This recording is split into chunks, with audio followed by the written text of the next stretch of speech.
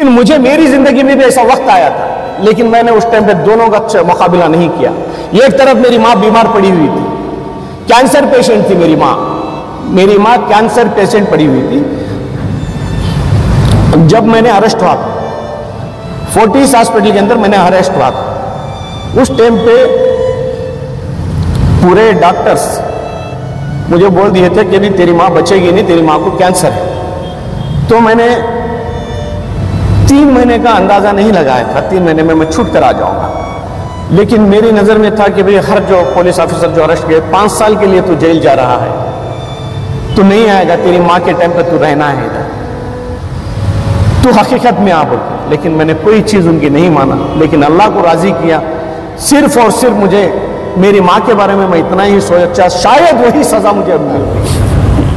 Hello and welcome, आप देख रहे हैं बेंगलुरु अखबार और मैं हूं आपके साथ अशफाक अहमद सिद्दीकी। आज हम 6 मार्च के दिन आपसे बात कर रहे हैं। अगले एक हफ्ते के दिन मुबारक रमजान महीना शुरू होने वाला है। जैसे रमजान खत्म होता है तो 2 महीने में हाजियों को जाने का काम स्टार्ट हो जाता है, खत्म नहीं हो जाता है। तो क्योंकि जो हाजियों की जाने की जो रस्म है वो 5-6 महीने से तैयारी शुरू होती है। ऑलरेडी ऑफिसर्स कर रहे हैं। जितने कर्नाटका गवर्नमेंट में बोर्ड्स बनाते थे बना दिए, एमएलएस को बना दिया, पार्टी वर्कर्स को बनाना था बना दिया, लेकिन 1 करोड़ मुसलमानों को रिप्रेजेंट करने वाली, हरमैन शरीफैन को भेजने की खिदमत करने वाली कर्नाटका हज कमेटी का फॉर्मेशन आज भी नहीं हुआ है। क्या इसकी वजह कोई 2-4 मेंबर्स हैं या कोई गवर्नमेंट में कुछ प्रॉब्लम्स हैं? इन तमाम सवालों का जवाब हासिल करने के लिए आज हमारे साथ मौजूद हैं कर्नाटका हज कमेटी के नव मुंतखब मेंबर, एक्स-कॉन नॉमिनेटेड कॉर्पोरेटर सैयद मुजाहिद साहब। आज इनसे हम बात करते हैं। सर, इस्तकबाल है आपका बेंगलुरु अखबार में। सर, रमजान का महीना सामने है, 2 महीने के बाद उसके हज का महीना। सबसे बड़ा प्रॉब्लम यह है कि आज के बाद 6 में कभी भी इंडिया की चीफ इलेक्शन कमीशन अनाउंसमेंट कर सकते हैं लोकसभा चुनाव का जो 2024 में होना है। अगर वो हो गया तो आपका फॉर्मेशन नहीं हो कमेटी का, रुकावट कहाँ आ रही है मुजाहिद भाई? देखिए, आज सुबह में ही मुझे 10:30 बजे लेटर मिला है, मेरा मेंबरशिप कंफर्म हो गया है बोलकर। तो मैं आज सोचा, हमारे साहब आए थे इधर, आज जमीर अहमद खान साहब आए थे हमारे वार्ड के, हमारे कॉन्स्टिट्यूंसी के ऑफिस के अंदर, जो अलग अलग पार्टी से आज हमारे कार्यक्रम में शामिल होकर पार्टी में मिले।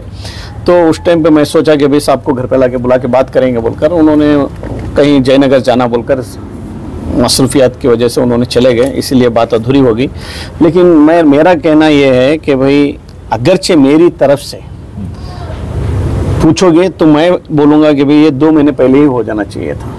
मैं जब भी मैंने पूछा तो उन्होंने उनकी एक मजबूरी ही बताया कि अभी मेरे पास एक ही वोट है, मैं 2 लोगों को नहीं छोड़ सकता मेंबरशिप के लिए।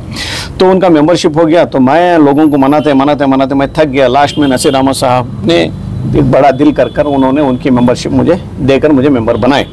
तो बनाने के बाद अभी चेयरमैन बनने का था, तो मैंने बोला भाई मेरी काबिलियत के ऊपर जाओ या फिर मेरिट्स के ऊपर जाओ, कौन पार्टी के लिए काम किया है कौन नहीं किया है। मैं नाम नहीं गिनवाना चाहता, जो कोई भी 3 लोग हैं या 4 लोग हैं, मेरे से ज्यादा कांग्रेस का पुराना ये है वर्कर है वो, और मेरे से ज्यादा काम किया है। और खास करके ये पिछले जो 4-4.5 साल जो गुजरे हैं, इसके अंदर जितना मैंने काम किया उसका आधा हिस्सा भी अगर दूसरे काम करके रहेंगे तो आप उनको मुंतखब करो, या फिर आप लोग मुझे तय करो, मुझे मेरा नाम तय करके मुझे पार्टी से बनाओ, ताकि मैंने 23-24 साल पार्टी के लिए काम किया है बोलकर मेरी एक शर्त पहले से रखा था। लेकिन वो शर्त को उन लोगों ने मानने के लिए आगे पीछे कर रहे थे। तो मुझे उस टाइम पे एक बात मेरे हमारे साहब ने बोले थे, देखिए मैं मेरी मर्जी से नहीं गया ये और मेरी खुशी से भी नहीं गया। मैंने कभी हमारे जमीर अहमद खान साहब के अलावा मैंने दूसरों के पीछे जाकर हाथ भी बांधकर नहीं खड़ा हूँ। पहले मैं था हारिस भाई के पास, जब उनसे छोड़कर इधर निकला तो इनके साथ आने के बाद मैं किसी के पास जाकर हाथ नहीं बांधा। तो मैंने इनके पीछे था, तो मैंने इनको इतना ही बोला कि भाई साहब देखो, आप वो करवा दो मेरा, आपके लिए सिर्फ एक टिश्यू पेपर जैसा ऐसा फेंक देंगे, तू बन के है टिप्पू, छोड़ मुजाहिद बनने दे, इतना ही काम।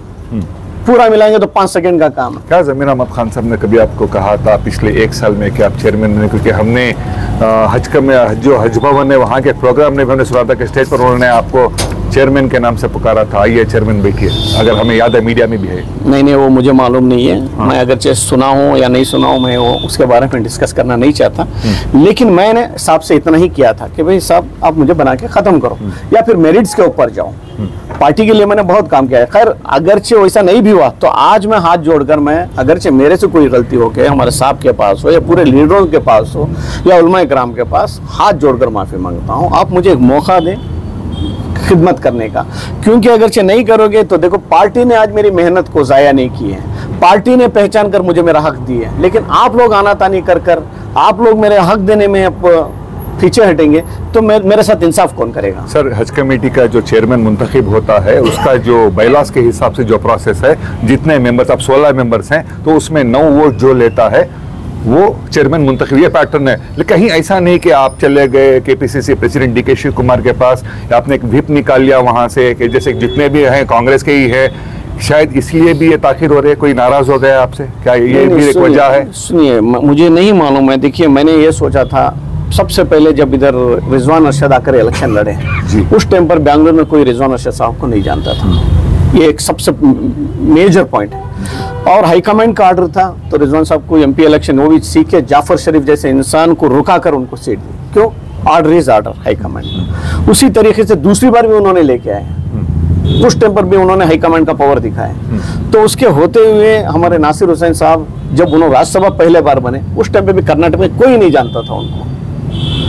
ये हमारे रहमान खान साहब को हटाकर उनको जब टिकट लेकर आए, उस टाइम पर इधर देखने लग गए कि यही है नासिर हुसैन बोलकर, ये ताकि हाईकमांड का ऑर्डर इज ऑर्डर होता है। तो मुझे वो एक खुशी थी मेरे दिल में। और जैसे कि परसों जो अजय माखन साहब जो राज्यसभा के एमपी बने, उनको भी कोई कर्नाटक में नहीं जानता था, तो उनके लिए भी हाईकमांड के ऑर्डर के ऊपर ही हुआ। तो मुझे वो एक जोश था और मुझे खुशी हो गई कि भाई मुझे भी हाईकमांड से एक लेटर मिल गया कि भाई मुजाहिद को चेयरमैन बनाओ बोलकर। मैं वो आप लोगों के सामने जाहिर कर दिया। शायद वो किसी को अच्छा लगा हो या किसी को बुरा लगा हो, या वो मेरे लिए अच्छा साबित हुआ डीके शिव कुमार साहब का लेटर हाईकमांड का मेरे लिए। मैंने वो विप समझकर मैंने बोला कि भाई मेरे लिए भी हाईकमांड का ऑर्डर है तो मेरे लिए चेयरमैन का रास्ता आसान है। कहीं ऐसा तो नहीं कि आपके अलावा जो 15 मेंबर्स हैं वो आप में वो नहीं चाहते कि आप मुजाहिद मेंबर चेयरमैन बन जाए, इसलिए वो खुद चाह रहे कि इलेक्शन नोटिफिकेशन आ जाए, हज का काम ऐसे ऑफिसर से कर दे, 3-4 महीने के बाद बने, फिर अगले साल जब हज आएगा तब करें, ये भी हो सकता है? नहीं, वो भी हो सकता है, लेकिन मैं वो ज़ाया नहीं होना चाहता। देखिए 3 महीने अगरचे चली जाएंगे किसी के भी, मैं ये नहीं चाह रहा हूँ कि भाई मेरा नहीं हुआ तो किसी का नहीं होना, ये नहीं चाह रहा हूँ। अच्छा, अगरचे मैं इसका काबिल नहीं हूँ और मैं इसका हकदार नहीं हूँ तो ठीक है, मुझे जिन्हें रीजन दे दो और दूसरे को बना दो। इलेक्शन क्यों नहीं कर रहे सर? इलेक्शन करने के लिए भी मैं मना नहीं कर रहा हूँ। मैं सब मांग कर रहे हैं जितने 16 मेंबर। सुनिए, मुझे वो नहीं मालूम है। देखिए हमारी सिंगल लार्जेस्ट पार्टी होने की वजह से कांग्रेस, आज ये मैत्री सरकार कोई नहीं है। अगरचे वो होता तो भाई चलो वोटिंग का सिस्टम होता, इधर सिंगल मेजॉरिटी में रहने की वजह से हाईकमांड का लेटरिस्ट वही एक व्हिप जैसा है, उसको इलेक्शन कराने की जरूरत नहीं है। हाँ, अगर से इलेक्शन भी कराएंगे तो अनोनिमस तुम अनाउंस करना है। सर जितने जैसे अजय माखन साहब को अनाउंस किया, जैसे नासिर हुसैन साहब को अनाउंस किए, जैसे रिजवान अरशद साहब को, जाफर शरीफ जैसे इंसान को आपने टिकट रोक कर उनको दिए, तो मेरे लिए क्यों अलग इंसाफ? ये मेरे लिए कौन माइनॉरिटी हमारे लीडर्स तनाखुरी कर रहे हैं या कौन कर रहे हैं, मुझे पिक्चर क्लियर नहीं नजर आ रहा है। लेकिन हाँ, एक चीज मुझे नजर आई कि भाई अभी इलेक्शन के बाद करेंगे बोलकर मैंने किसी के मुंह से सुना, हमारे नासिर सर बोल रहे थे कि भाई इलेक्शन के बाद ही करेंगे। मैं क्यों, वजह क्या? सर जितने आपके 16 मेंबर्स है उसमें कुछ उलमा इकराम है, इनके अलावा मेंबर ऑफ पार्लियामेंट है, ऑलरेडी उनकी एक जिम्मेदारी है, रिजवान अरशद एमएलए हैं उनकी एक जिम्मेदारी है, कई सारे लेकिन 2 इंपॉर्टेंट लोग जिनका नाम लेना चाहते, एक आप है सैयद मुजाहिद और एक है एक्स टिप्पो कमेटी के चेयरमैन जुल्फिकार टिप्पो, सॉरी माफ करना, हज कमेटी के एक्स चेयरमैन जुल्फिकार टिप्पो। आप दोनों को लेकर शायद जमीर अहमद खान साहब के माइंड में कोई कंफ्यूजन चल रहा है, किसको बनाऊं क्या इसमें, क्योंकि खुर्रे से तो वो मेंबर बन गए, अब जो प्रोसेस है तो इलेक्शन से ही होना है।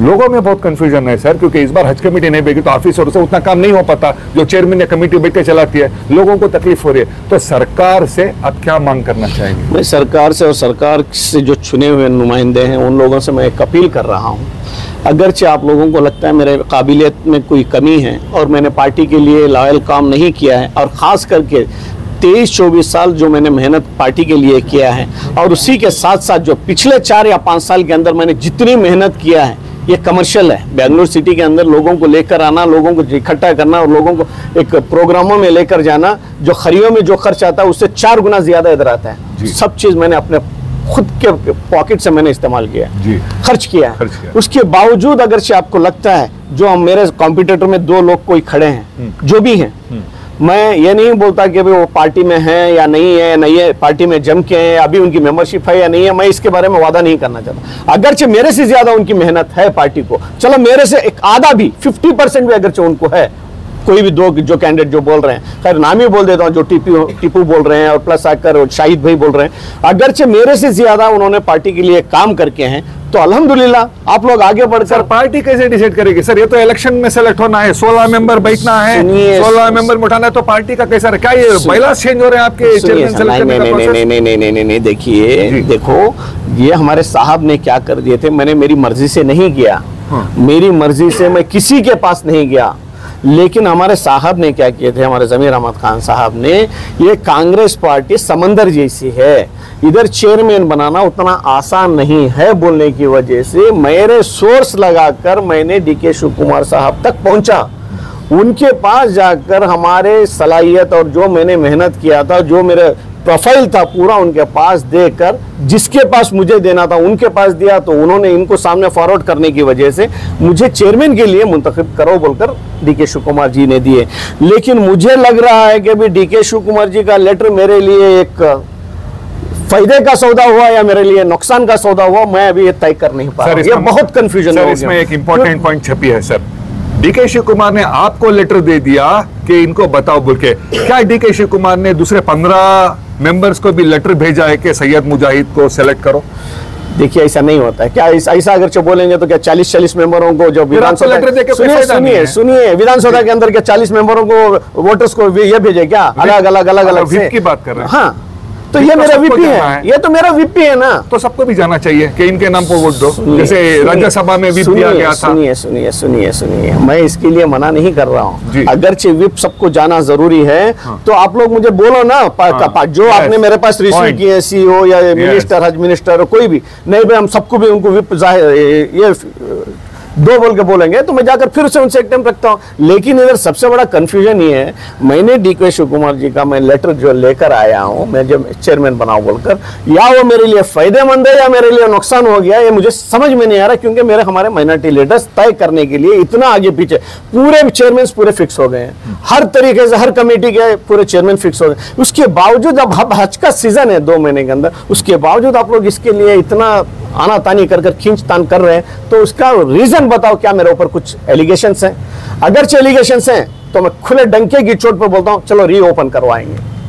आपको कौन सी चीज के अंदर मेरे ऊपर डाउट है बोलो, उस चीज का वो केस ओपन करवाएंगे। तो आपके माजी के केसेस के जो भी अगर पिछली बार कहा था कि क्लियरेंस आपको पूरा हो गया, लेकिन फिर भी किसी को शक है, क्योंकि हमारे पूरे दूध के धुले हैं पूरे मिनिस्टर्स के अंदर, तो उनको कोई भी एक बार बाल बराबर में हमारे ऊपर शक है, तो इंशाल्लाह वो ओपन डंके की चोट के ऊपर कल का कल मैं हाईकोर्ट के अंदर पिटीशन डालूंगा। कौन से केस में डाउट है मुझे बोल दो, मैं ओपन करवा दूंगा। सर, हज कमेटी का मतलब है कि हरमैन शरीफैन की खिदमत करना, जिसमें उलमा इकराम का बड़ा रोल है।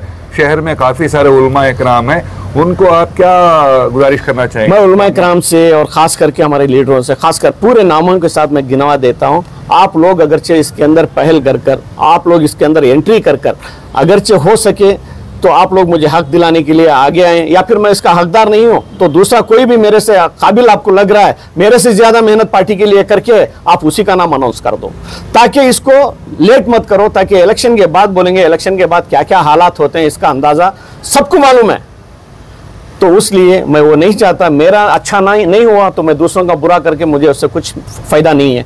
तो ठीक है, अगरचे आप लोग अगरचे मेरे लिए वक्त निकाल कर एक बार रिक्वेस्ट करता हूं, अगरचे मेरे से गलती भी हो गई तो मैं कान पकड़कर माफी मांगता हूं, आप लोग माफ कर दें, या फिर आप लोग मेरा हक दिलाने के लिए, मैं हकदार नहीं हूं तो दूसरे को ही हक दिलाओ चलेगा, लेकिन आकर आप लोग आपके आंखों से हमारा प्रोफाइल देख लो, तीनों का प्रोफाइल चेक करो, कौन पार्टी के लॉयल थे, कौन कितना काम किया है, कौन पिछले 5 साल में कितना ज्यादा काम किया है, वो देखकर आप लोग फैसला कर लो। मैं सबसे पहले मौलाना अमीर शरीयत सगीर अहमद साहब से दरख्वास्त करता हूँ, और मौलाना मकसूद इमरान साहब से, मौलाना तनवीर हाशमी साहब से, मौलाना शाकिर साहब से, बिलाल मस्जिद और मौलाना जमायतुल उलमा हिंद के जुल्फ़िकार साहब से, और मौलाना शाफी सादी साहब से और मौलाना जुल्फ़िकार नूरी साहब से और उसके साथ साथ डॉक्टर रहमान खान साहब से और डॉक्टर नासिर हुसैन साहब से और पॉलिटिकल सेक्रेटरी नसीर साहब से और हमारे यजमान ज़मीर अहमद खान साहब से, यूटी खादर साहब से, एन ए हारिस साहब से, रिजवान अरशद साहब से, तनवीर सेठ साहब से, जब्बार साहब से MLC और हमारे मिनिस्टर हज कमेटी के रहीम खान साहब से गुजारिश करता हूं, आप लोग इसके ऊपर तवज्जो दें। आप लोग चाहे तो तीनों के प्रोफाइल मंगवा कर चेक करें। आप लोग मेरी खातिर या आप लोगों की ज्यादती की वजह से इस चीज़ को रोक कर इलेक्शन के बाद करवाने का जो सोच रहे हैं, सरासर बहुत नाइंसाफ़ी हो जाएगी मेरे साथ और या हमारे 16 मेंबरों के साथ। मेहरबानी कर कर आप लोग इसके ऊपर कल तक ये फैसला कर लो। अगरचे फैसला नहीं करोगे तो मैं समझता हूं DK शिव कुमार साहब का एक हाईकमांड का मैंने लेटर लेकर आकर मैंने बहुत बड़ी गलती की है, उसकी सज़ा मुझे मिली है बोलकर मैं ये सोचना पड़ता है। लेकिन अगरचे ऐसा नहीं है तो बेहतर है, मेरा अगरचे आप लोग अच्छा नहीं करेंगे तो दूसरा 16 मेंबरों में कोई ना कोई रहेगा। लेकिन ये एक शर्त के ऊपर मैं इस बात को ये कह रहा हूं, आप तीनों के प्रोफाइल मंगवाओ, कौन पार्टी का लॉयल है, कौन पार्टी का पुराना मेंबर है और कौन पार्टी के लिए ज्यादा काम किया, उनके ऊपर आप लोग फैसला करो। अगरचे आप लोग ये फैसला नहीं करोगे तो मैं कल आने वाले दिनों में जो मैं कदम उठाने जा रहा हूं उसकी वजह से मेरे कौम के आगे मुझे मुजरिम मत बनाओ। मैं मजबूर हूं, मैं सैयद मुजाहिद हूं, सैयद मुजाहिद को हक दिलाने के लिए मैं खुद सैयद मुजाहिद लड़ूंगा। लेकिन सामने वालों को भी मैं गुजारिश करता हूं, फिर से एक बार मेरे अगरचे गलती होके है तो माफ़ी चाहता हूं, अल्लाह के लिए माफ़ कर दो, मेरा हक देने के लिए आप आ गया हो। क्योंकि हाईकमांड से मैं लेकर आने के बाद मैंने बहुत जज्बात में आ गया था, तो इसीलिए मैं प्रेस मीट भी किया। DK शिव कुमार साहब का लेटर मुझे मिला है, मुझे पार्टी ने तय कर लिया कि मुझे चेयरमैन बनाने के लिए। लेकिन आप लोगों की ज्यादती की वजह से अगरचे काम रुक गया और हज तक का आप लोग मोहलत दे देंगे तो ये सरासर कौम के साथ और हमारे साथ नाइंसाफ़ी होगी। या फिर मुझे इंसाफ नहीं मिला तो इंशाअल्लाह अगला कदम मैं जो उठाऊंगा उसकी वजह से मैं हमारी कौम के सामने मुजरिम बनना नहीं चाहता। इसलिए मैं आप लोगों से हाथ जोड़कर गुजारिश कर रहा हूं और रिक्वेस्ट कर रहा हूं, मेहरबानी करके सबसे पहले आप लोग पहल करें इसके अंदर, ये मामले के अंदर इन्वॉल्व हो जाए और चाहे तो कल शाम में ही आप शबील इरशाद ने दुनिया के कर्नाटक के कोई भी कोने में एक मीटिंग बुलवाएं और बुलाकर हम तीनों का प्रोफाइल चेक कर कौन हकदार है इसका सही, उनको आप चेयरमैन बनाएं। शुक्रिया, खुदा हाफिज। सर आखिरी सवाल मेरा, क्योंकि आप 3 नाम ले रहे हैं, आपका, जुल्फ़िकार टिप्पो का और शाहिद साहब का ले रहे हैं, क्या अगर उलमा इकराम कोई डिसाइड करके कहता है कि इन तीनों में खुर्रा करें, आप राजी है? खुर्रे के लिए नहीं, मैंने सीधे सीधे आपको साफ जाहिर कर दिया, मेरिट्स पे जाओ बोला। मुझे खुर्रे के ऊपर नहीं, मैंने पहले ही ज़मीर अहमद खान साहब के सामने मैंने कह दिया था मैं खुर्रे को नहीं मानूंगा, मैं खुर्रे को नहीं जाता। लेकिन उधर मुझे अफसोस इस बात का यह है कि भाई ज़मीर अहमद खान साहब ने उन्होंने उनके पास ये कोटरने की वजह से उन्होंने भेजे। लेकिन मुझे मेरी जिंदगी में भी ऐसा वक्त आया था, लेकिन मैंने उस टाइम पे दोनों का मुकाबला नहीं किया। एक तरफ मेरी माँ बीमार पड़ी हुई थी, कैंसर पेशेंट थी मेरी माँ कैंसर पेशेंट पड़ी हुई थी। जब मैंने अरेस्ट हुआ था फोर्टिस हॉस्पिटल के अंदर, मैंने अरेस्ट हुआ था, उस टाइम पे पूरे डॉक्टर्स मुझे बोल दिए थे कि भी तेरी माँ बचेगी नहीं, तेरी माँ को कैंसर है। तो मैंने 3 महीने का अंदाज़ा नहीं लगाया था, 3 महीने में मैं छूट कर आ जाऊंगा। लेकिन मेरी नज़र में था कि भाई हर जो पुलिस ऑफिसर जो अरेस्ट किए 5 साल के लिए तू जेल जा रहा है, तू नहीं आएगा, तेरी माँ के टाइम पे तू रहना है इधर, तू हकीकत में आ बोलकर। लेकिन मैंने कोई चीज़ उनकी नहीं माना, लेकिन अल्लाह को राज़ी किया। सिर्फ और सिर्फ मुझे मेरी माँ के बारे में मैं इतना ही सोचा, शायद वही सज़ा मुझे अब मिल रही है। मुझे मेरी माँ के बारे में इतना ही सोचा, शायद मेरी माँ बचेगी नहीं। अगर 3 महीने के अंदर अगर कुछ भी हो सकता है, मेरी माँ 3 महीने का टाइम दिया, वो 3 महीने के लिए मैं कुछ सोचकर मेरी माँ का हाथ पकड़ूंगा या मेरी बीवी बच्चों का हाथ पकड़ूंगा तो मैं अपनों के साथ अपनों को बहुत बड़ी तकलीफ हो जाएगी। वो तकलीफ उन लोगों को नहीं आना है, मैं नाम नहीं बताना चाहता, उनको तकलीफ नहीं आना है। इससे बेहतर है मेरी माँ की कुर्बानी मैंने देकर जेल चला गया, उसकी सज़ा शायद अब मुझे मिल रही है। बहुत शुक्रिया मुजाहिद भाई, अल्लाह खैर करे आपके साथ, आपके वालिदा की भी मग़फ़िरत करे। ये थे सैयद मुजाहिद साहब, जिनके आंख से आंसू निकल रहे थे और कह रहे थे कि कितनी बुरे हालात से पिछले कुछ साल से इनकी ज़िंदगी गुजर रही है, अभी भी संभलने का नाम नहीं ले रही है। ये मीडिया के ज़रिए से तमाम कर्नाटका के हुज्जाज इकराम जो अल्लाह के घर के तवाफ़ पे जाए, उन तमाम की तरफ से मैं कंसर्न मिनिस्टर, सीएम, डीसीएम और हमारे जो बड़े नेता हैं मुसलमान कौम के, ज़मीर अहमद खान से हाथ जोड़कर भी इल्तिजा करता हूं कि सर अगर कल के बाद अगर नोटिफिकेशन आ जाता है लोकसभा का तो बहुत मुश्किलें होगी, दिक्कतें होगी हाजियों के इंतज़ाम में। सिर्फ ऑफिसर्स पर रिले करना पड़ेगा। मेहरबानी कर इसके लिए एक सोल्यूशन निकले जल्द अज जल्द, अगले 2-3 दिन में ही इसका इलेक्शन कर किसको भी बनाना है आप बना दें, ताकि हज कमेटी फॉर्म हो जाएगी तो हाजियों की खिदमत करने में भी सहूलतें होगी। अगले जो क्या कदम होते हैं इसके बारे में हम आपको जरूर अपडेट देंगे। देश और दुनिया की खबरों के लिए जुड़े रहिए बेंगलुरु अखबार के साथ। मैं हूं आपके साथ अशफाक अहमद सिद्दीकी।